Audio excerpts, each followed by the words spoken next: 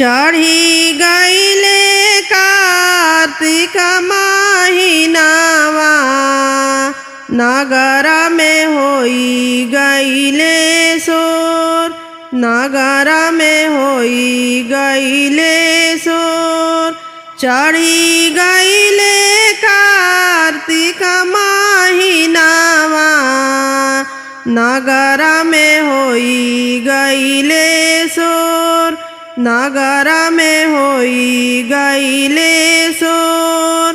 कहले महादेव अपना धनी से कर धनी छठाए तवार।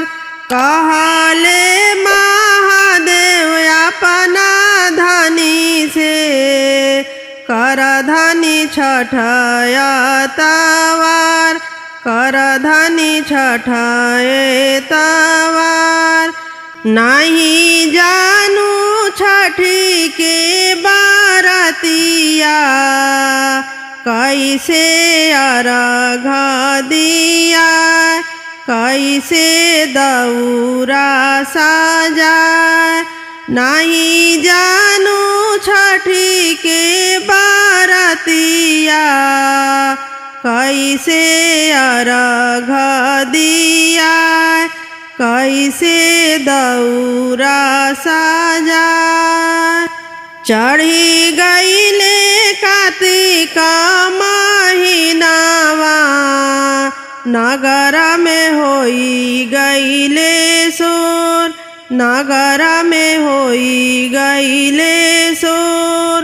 कहेलन कवन देवा अपना धनी से कर धनी छठाए तवार, कर धनी छठाए तवार।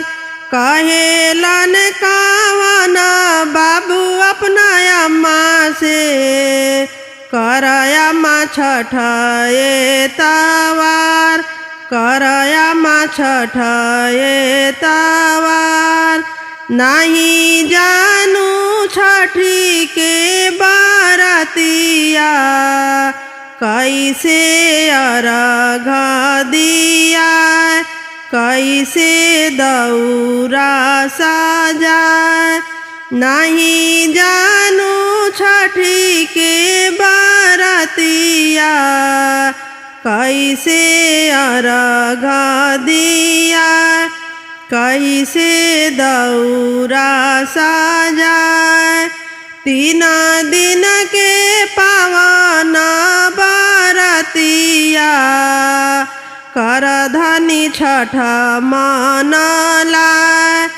3 दिन के पावन बारतिया कर अम्मा छठ मनला, कर अम्मा छठ मनला।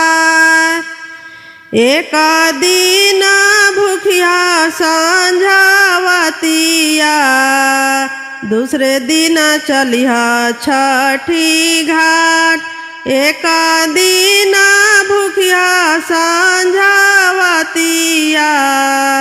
दूसरे दिन चलिहा छठी घाट, दूसरे दिन चलिहा छठी घाट। सांझे के दिहाया रघिया भोरे मांगी आशीष। सांझे के दिहाया रघिया भोरे मांगी आशीष, भोरे मांगी आशीष। 5 पुतरा एक धियावा, धियावा मंगबो जरूर, धियावा मंगबो जरूर।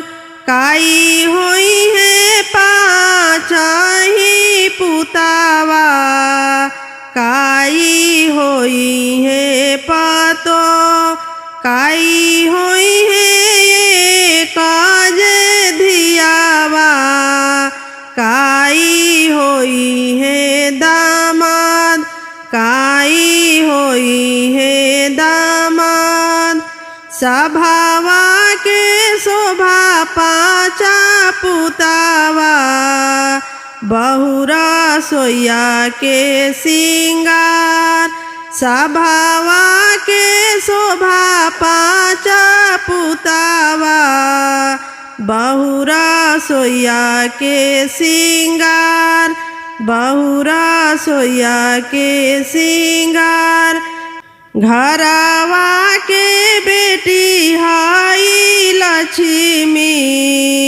दामादा दूर के सिंगार घरवा के बेटी हाई लक्ष्मी दामादा दूर के सिंगार दामादा दूर के सिंगार।